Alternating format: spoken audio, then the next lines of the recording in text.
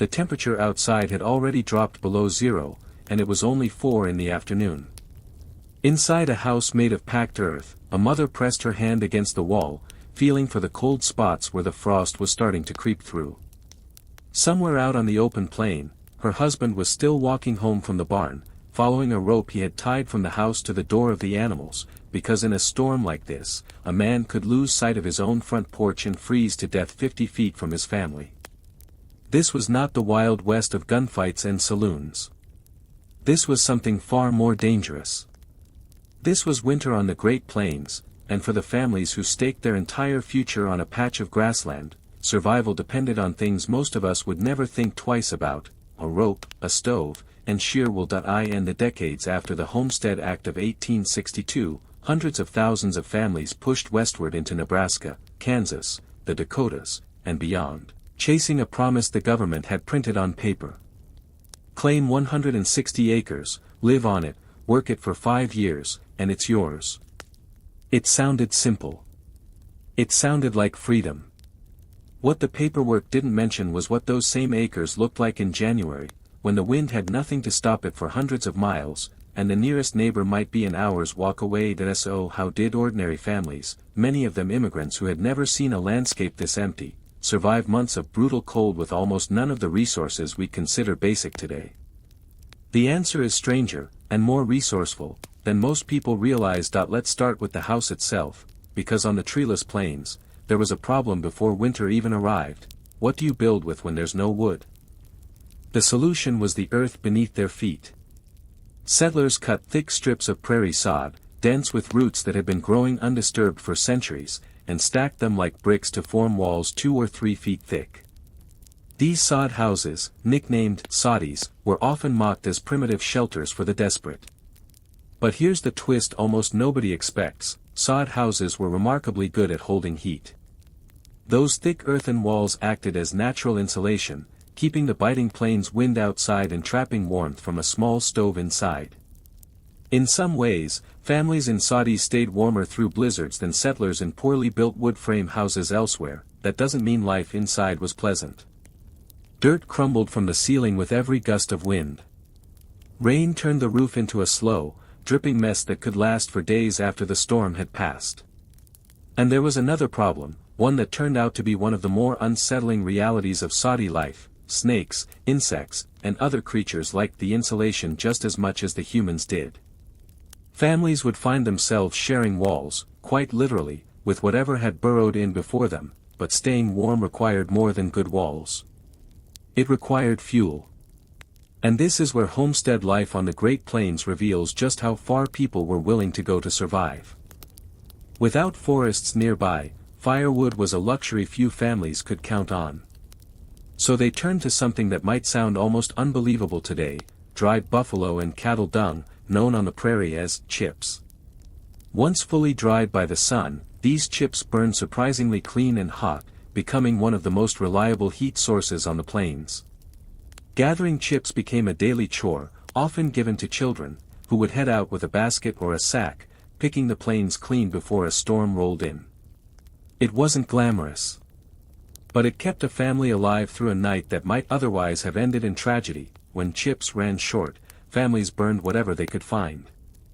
Twisted hay, tightly bound into sticks, could be burned in a pinch, though it required near constant feeding into the stove. Corn cobs, sunflower stalks, even old furniture in the most desperate winters, anything that would catch a flame was fair game. Fuel wasn't just a comfort out here. It was the line between life and death, and every family knew exactly how thin that line could be. Now imagine you've secured your fuel, sealed your soddy as best you can, and settled in for the night. You might think the worst is over. It wasn't. Because on the Great Plains, the real danger wasn't the cold itself. It was what came with almost no warning at all. They called it the white hurricane, or sometimes simply, the blizzard that killed. And one storm in particular has never been forgotten. On January 12, 1888, temperatures across the plains had been unusually mild for a winter day, warm enough that many children had walked to their one-room schoolhouses without heavy coats. Then, within minutes, the sky changed. A wall of Arctic air slammed into the region, dropping temperatures by as much as 50 degrees in a matter of hours. Snow turned horizontal. Visibility dropped to almost nothing.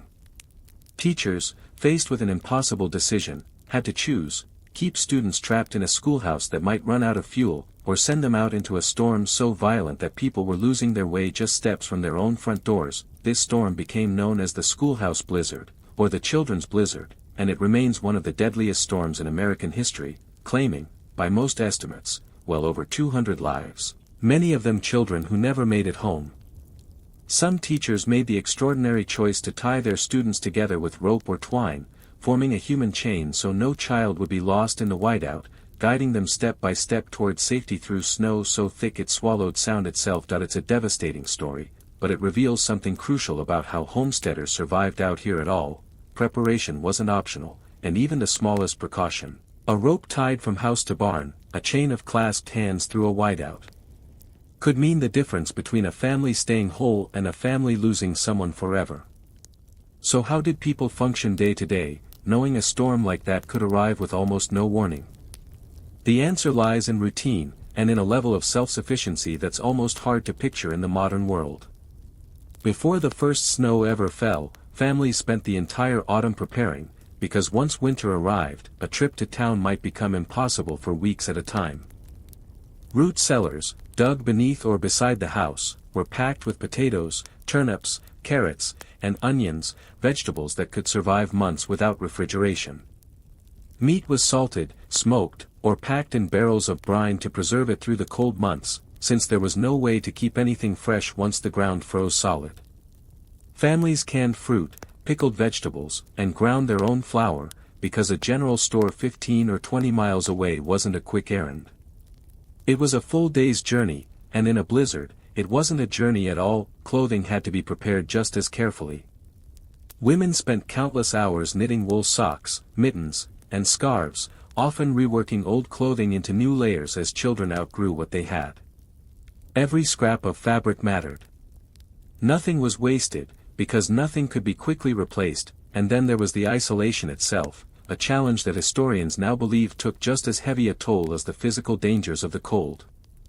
Picture a single soddy, miles from the nearest neighbor, snowed in for weeks at a time. No telephone. No radio. No way of knowing if a nearby family had run out of fuel, or worse. Diaries and letters from homestead women describe a specific, aching kind of loneliness that settled in during the deep winter months, sometimes referred to at the time as prairie madness, though modern historians are careful to note this wasn't a single defined medical condition, but rather a description covering a range of struggles with isolation, depression, and the sheer psychological weight of the landscape itself. Despite all of this, and here's what continues to surprise people who study this era, homesteaders found ways not just to survive winter, but to hold on to joy in the middle of it. Families created their own entertainment out of almost nothing. Storytelling became an evening ritual, tales passed down, embellished, and repeated by firelight. Quilting wasn't just practical, it became a social event when neighboring families could manage to visit, turning necessity into connection. Children invented games with whatever was on hand: corn husk dolls, carved wooden toys, games played by candlelight while the wind screamed outside the walls, and when a proper break in the weather did arrive, communities came together in ways that reveal something powerful about frontier life. This wasn't just about individual survival, it was about shared survival. Neighbors who might not see each other for weeks would gather for what became known as literary societies, informal community meetings held in schoolhouses featuring readings, debates, and music. These gatherings weren't luxuries. They were lifelines, reminders that even in the most isolated stretch of prairie, no family was entirely alone. Livestock survival was its own daily battle, and one of the most underappreciated struggles of the entire season. Cattle and horses couldn't be brought inside a small soddy, so barns, when families could afford or build them, became critical infrastructure. Even then, a single severe blizzard could wipe out a herd in hours, animals freezing where they stood, or wandering blindly until they collapsed from exhaustion in the snow. The winter of 1886 to 1887, remembered by ranchers as the Great Die-Up, a dark twist on the term Roundup, destroyed cattle herds across the northern plains so completely that it reshaped the entire ranching industry for the region, forcing a shift away from open-range grazing toward smaller, more manageable, more protected operations. By the time spring finally arrived, families who had made it through were often changed by the experience in ways that went beyond simple relief.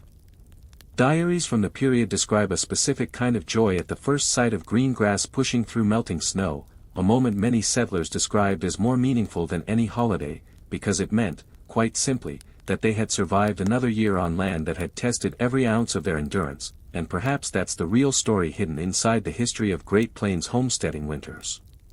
It wasn't really about the cold at all. It was about what human beings are capable of enduring when the alternative is losing everything they've worked for. It was about a mother memorizing the exact number of steps between her house and her barn. It was about a teacher tying a rope around a line of terrified children. It was about a family stretching a single sack of dried dung to last one more freezing night, because giving up wasn't a choice anyone out here believed they had. These families weren't looking for extraordinary lives. They were looking for ordinary ones, a home, a harvest, a future for their children. But surviving a Great Plains winter demanded something extraordinary from them anyway, and most of them never even thought to call it that. They just called it Tuesday. If you had been born into a homesteading family on the Great Plains, tied to a rope in a whiteout, rationing dried dung for warmth, waiting out weeks of silence with no way to reach the outside world, do you think you would have survived that first winter, or do you think you would have turned back?